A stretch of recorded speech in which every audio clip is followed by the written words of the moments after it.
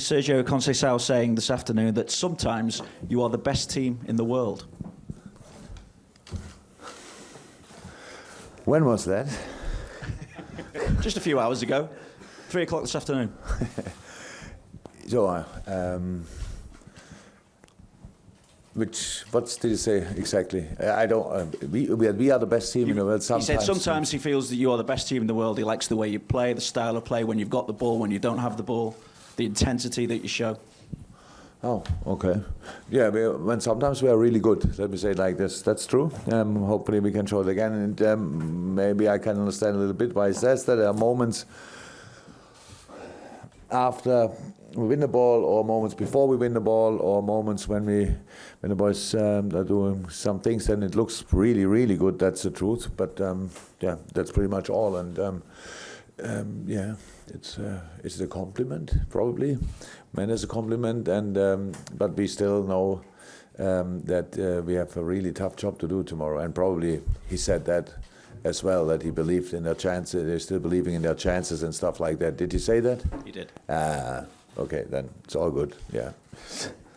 When we look at the spirit then within your squad and the drive within your squad to get to where you are at this point in the season, we see these mini battles like Trent and Andy Robertson with assists, Mo Salah and Sadio Mane fighting it out for the Golden Boot. I just wonder how beneficial are those kind of inter-squad rivalries in helping with that drive, that spirit within the squad?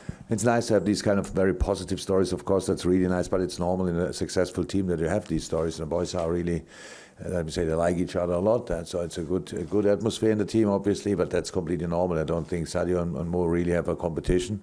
They just only score, if possible, as often as possible. With Robbo and Trent, I know it's slightly different, but they are probably most surprised that they have so many assists already before the season. Both of them wouldn't have thought that, so that's cool. But yeah, it's how I said, so far a very positive season, of course. That's why we are here. But we are not here to celebrate our situation. We are actually here to go to the next round. And because the season is not finished, and we can in this competition we can, and we have to.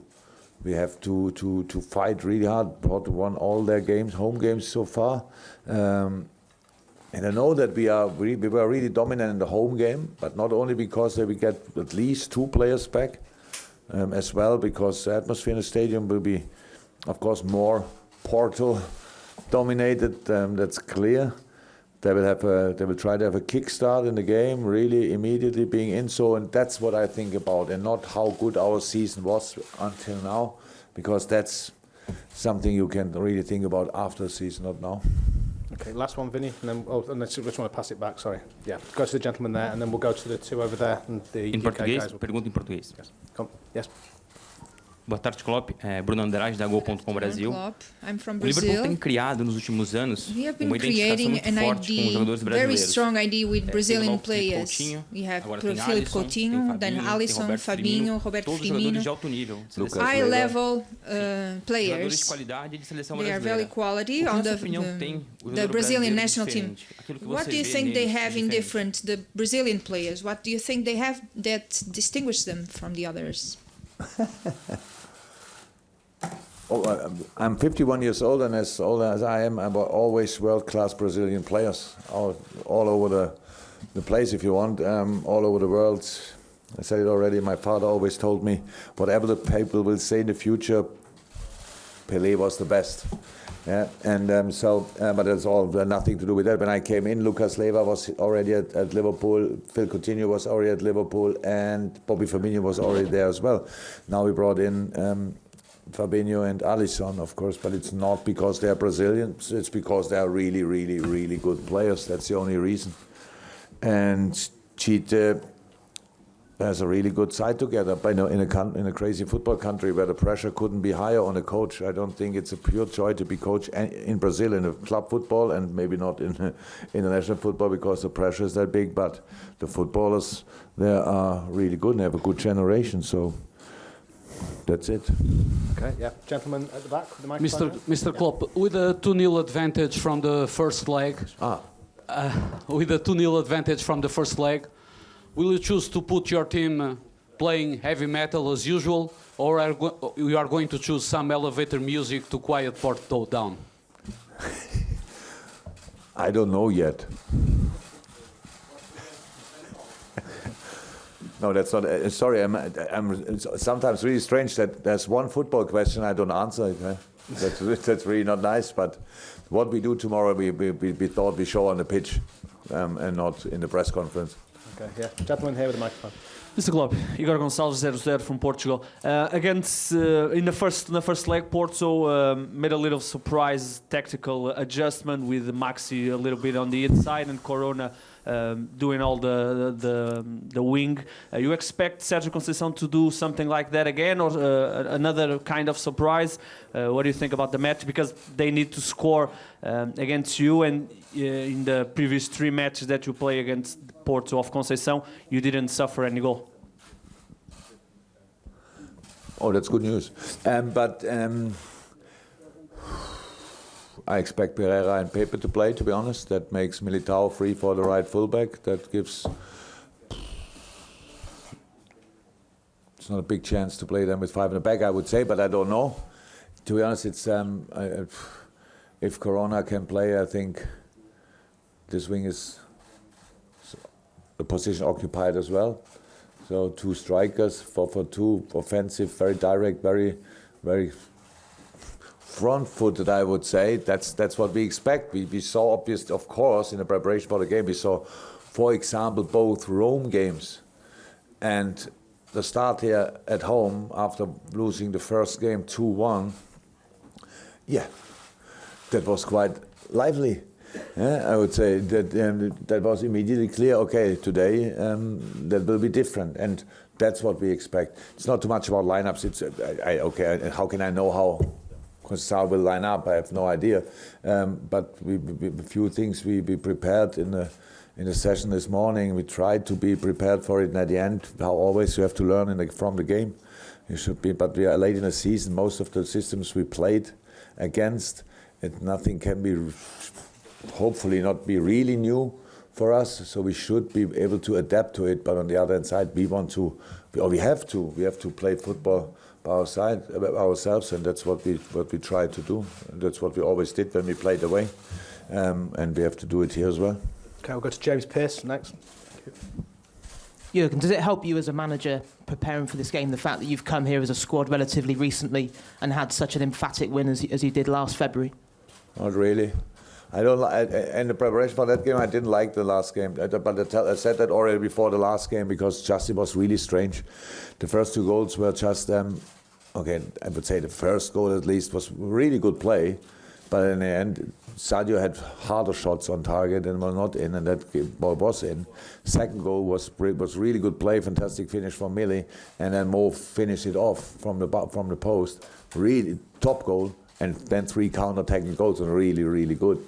Until we were 2-0 up, and even after being 2-0 up, it was a completely open game. But that's how it is. You don't remember things like this. But we only face the result, and that's 5-0 here and stuff like that. But we know, and I saw that in the first game, that my players are not silly. They don't misunderstand things like this.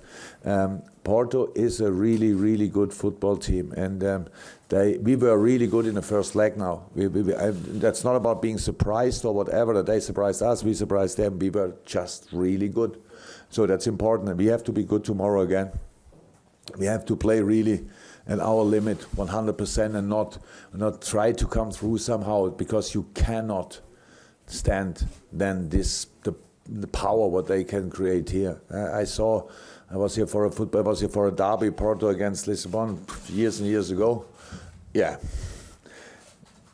I'm sure in Germany we think we only have derbies in Germany. In England we think we have only derbies in England, and now we come to Portugal and see that derby. That's loud as well, I have to say. That's that's really really big games, and they know how to influence the game and the crowd, and know how to influence an opponent, and we have to be ready for this atmosphere, and that's what we try. Okay. And just in terms of Joe Gomez, is his fitness now at a level where he could make his comeback tomorrow night, and how important could he be, having someone of his calibre available for the last month of the season? Maybe, yeah, fitness level is just getting better and better and better and better. That's, of course, if it's there that he should start and play 90 minutes in a Champions League game, I'm not sure, but it's not no reason to think about it. But can he come on whenever he's needed, I would say yes, that should be possible, and that's the most important thing for us. So, and having a player with the quality of Joe, remember what a season he played until he got injured. That was incredible, and so we are really happy that he is now on that level. He's here with us, and what we do with that situation we will see tomorrow. Okay, Charlie at the front, then we've got a few more at the back, and if there's any more, You touched on it a minute ago, but how much of a warning is it to the players, but maybe the fans, that you're playing a team that lost the first leg, but beat a very good Roma team? They got those 2 goals they needed to.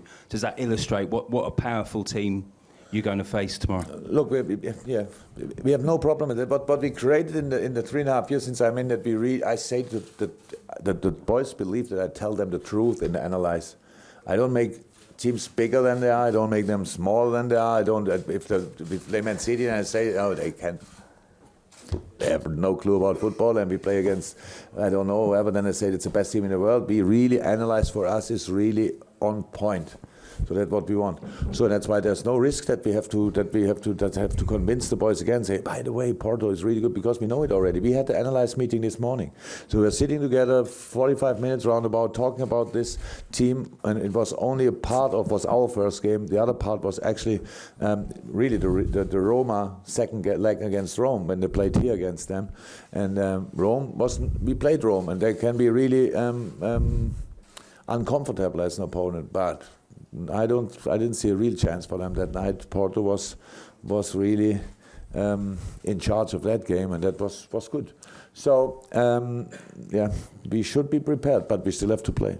Okay, gentlemen, who's got the microphone? I'm going to finish with Gibbo. If there's any others, please get my attention before we finish. Mr. Klopp, Ricardo Leste from 0-0 Portugal. Sergio Conceição told to the Portuguese media in the last league match that Porto's championship is the Portuguese league. So I ask you, which competition Liverpool wants the most, the Champions League or the Premier League? Oh, that's a very... I never heard that question before.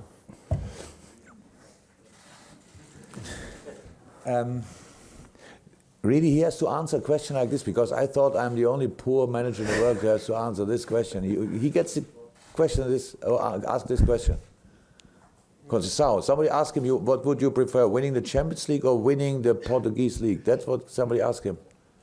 Yeah, he told us to the Portuguese media that Porto's Champions League is the Portuguese League, so Porto will focus on the championship, on the league. So I ask you, for Liverpool, which competition the club? Oh, tomorrow night for the Champions League, eh? Yeah. Tomorrow night for the Champions League, and then on Sunday for the Premier League, and then we will see where we can play. Okay, sorry. Any final gentlemen at the back, and then we'll finish with Gibbo, because we've got James Milner still to come in as our player. If we can just get the mic. And that's a real highlight, James. Any difficult question, hopefully give it to James. He is prepared. So I need the microphone. Sorry, sir. You need the microphone, and we won't be able to hear you at the front. If you can just... You have a microphone, but it doesn't work. Yes. Works for him. Yes. Pep and Herrera are back in the squad, 2 key players for Porto. Does that change your strategy potentially to some extent? Sorry, no, the start I didn't get. Could you please, you must have now enough pictures that I can hear the question. Can you hear me now? Yeah. Yes. Wow. Can you hear me now? Yes. Yeah, I hear you until he starts again clicking. All right, I can repeat. So Pep and Herrera, 2 key players, are back in the squad for the second leg. Does that change your strategy to some extent for tomorrow's match? No. Oh no, we know that already since we played them. It was clear that but the way you're gonna prepare for the match. Of course, they are really good players, and it makes all the difference. How we spoke about it. Of course, then Pepe comes in the team and can play centre half. Militao can play right fullback. That changed everything. So, and Herrera in midfield, that changed everything. They have, the way they build up is different. The way they are used to each other, Danilo and Herrera, that's all different. So there are a lot of things that change, but that doesn't change our strategy, because our strategy is anyway, therefore, a team who plays with not only but as well Pepe and Herrera. So that's no, we knew it after our game, because they were suspended and both suspended or injured, one don't know, but they couldn't play. That was clear, and was clear next game they are fit again, and so that's why we are prepared for that. Should be. prepared for that. This will be the final question for Mr. Klopp from Anfield Ground. Hi. Last year's run to Kiev was glorious for Liverpool fans, but very expensive as well. A few still paying off credit cards. And this year you're doing it again. It must please you that in a time when there's even top clubs struggle to sell out allocations, that you know tomorrow Porto will be full of Scousers and the stadium will be again. That must give you a huge boost as manager and players to know you have that support. Oh, I thought about that when why did I think about that? When I came from out of the plane and walked to the bus on the airport, really I thought about it. That's unbelievable that we are here again all together. It's really brilliant. It's unbelievable. But the trip, the journey we made with each other in the last couple of years is really amazing. And the Champions League, we all know it was always. It's one of the best songs, obviously, what we have. We conquer all of Europe. Honestly, we don't conquer really, but sometimes we are at least there and play football. And yeah, it's brilliant. Thank you to all of you. It's unbelievable. It's unbelievable. I don't know. We're poor, but very grateful. Yeah. Well, that's how I started. So, thank you very much. Cheers, guys. James Milner will be in a couple of minutes. If you can wait where you are, that'd be great. Thanks. Bye.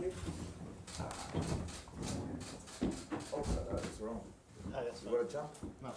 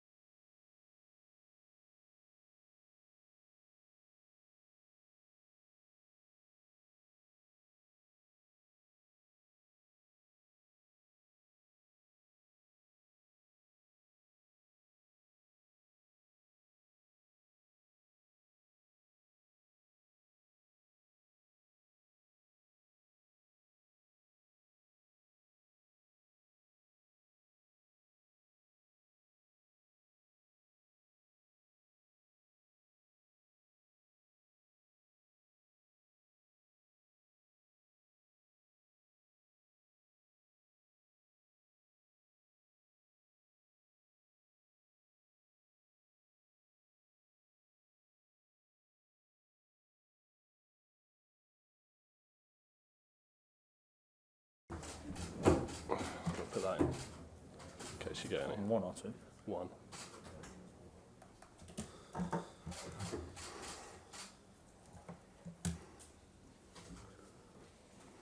Pretty embarrassing.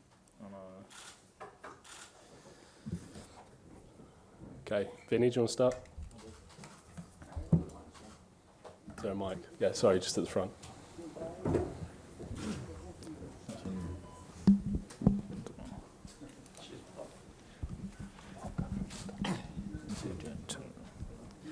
James, Manchester City keep getting asked about a quadruple. How do you feel about Liverpool's chances of delivering a double? For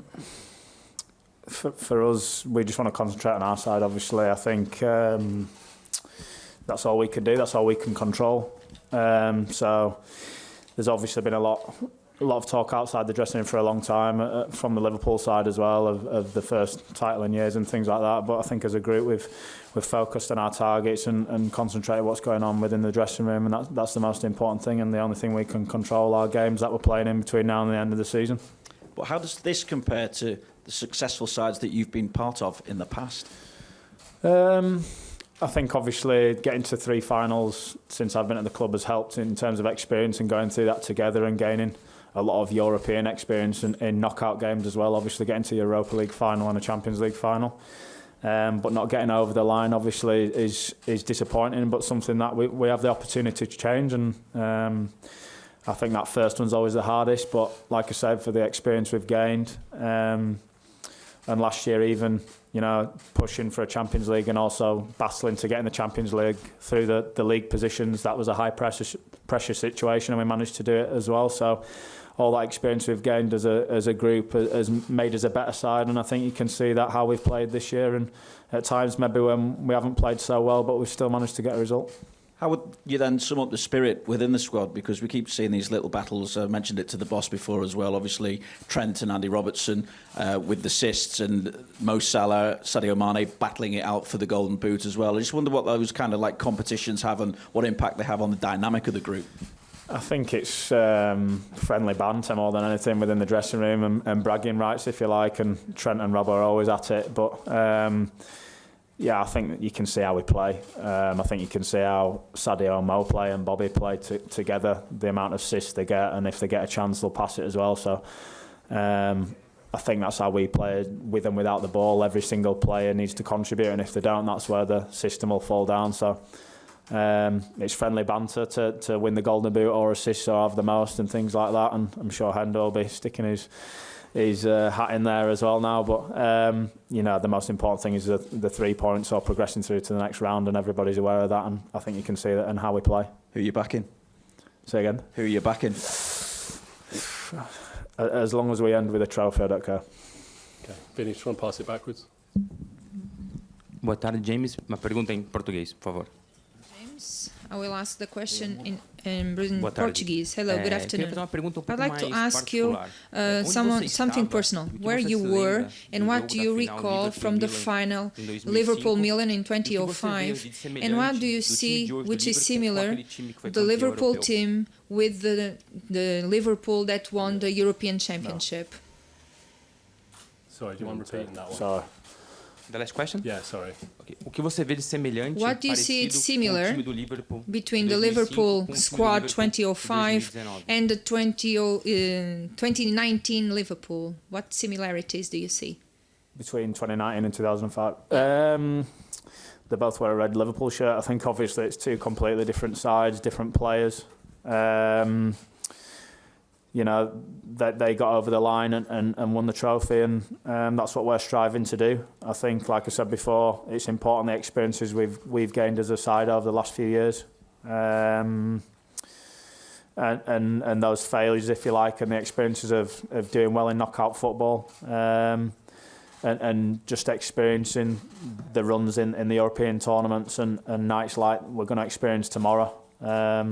You know, if you have a tough 5 minutes in the game, you know you've been there before and you've managed to overcome that.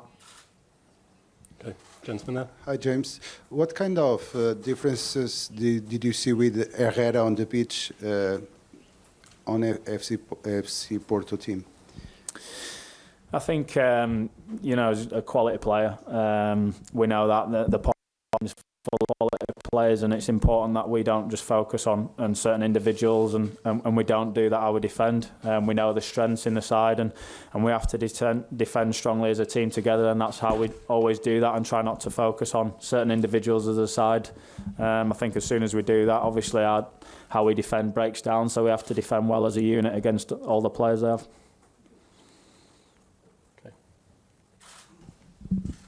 James, it's 7 straight wins at a very pressurised point in the season.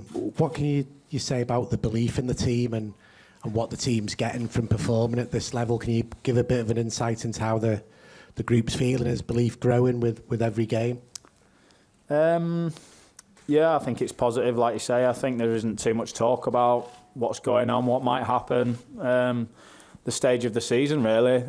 It's been how we've been all season. We're training the same way. The mentality going into the game's the same. And that's what we can concentrate on, one game at a time, and keep pushing. But I'd say that's a massive positive within the dressing room and with the team, that every game is just like the next game. And obviously there's plenty of talk outside the dressing room and in the media and everything, and in this day and age with social media and everything, it's pretty hard to get away from it, but the lads are just focusing on our side and what we can control. James, I appreciate that you're keeping it measured, but the performances over the last 7 games have been improving to the point of what you did against Chelsea on Sunday. You must kind of feel that there's almost unstoppable with the way you're playing, and everything's getting stronger in the way the players are coming into form. I think there's a confidence within the squad and not an overconfidence, which is very important. But you're never going to play a full season playing your best football. And I think that's the most important thing to remember. There's going to be times in a season when you're not playing well. You can't always play your best. And I think that's impressed me more than when we're playing well, because we all know how well we can play. We proved it last year. We blew teams away in certain periods of games. And this year it's when we haven't played as well as we would liked, and we've had to grind it out, and we've had to keep going into the 90th minute to get a winner. That's what's impressed me more, and we've dug out the clean sheets and the tight games. That's what's impressed me more, to be honest, because I know how good we are as a team and how good we can be at our best. But in long seasons, and when you're pushing for trophies and league titles and Champions Leagues, it's the tricky 15 minutes, 20 minutes, the 45 minutes where you're not on your game. Can you keep a clean sheet? Can you regroup? And can you still push forward and get a result? And we've managed to do that at tough times, and hopefully that continues. James, obviously the result last year here, everybody's kind of maybe expecting this is a done deal. Is there any kind of fears in the squad that how tough this is going to be tomorrow night, and every game goes by, every game is a chance of a slip up that could change the season?